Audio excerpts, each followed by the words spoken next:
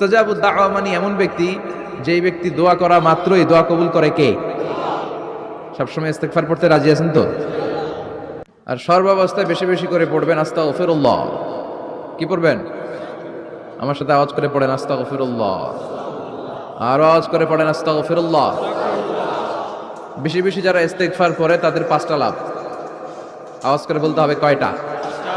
Number 1, মান লাজিমাল ইস্তিগফার জাআলাল্লাহু লাহু মিন কুল্লি দীকিন মাখরাজা। যে সব সময় ইস্তিগফারের সাথে লাজিমা মানে লেগে থাকে আঠার মতো। কিসের মতো? চুইংগাম খান না আপনারা? চুইংগাম যদি হাতের মধ্যে লাগান আঠার মতো লেগে থাকে না?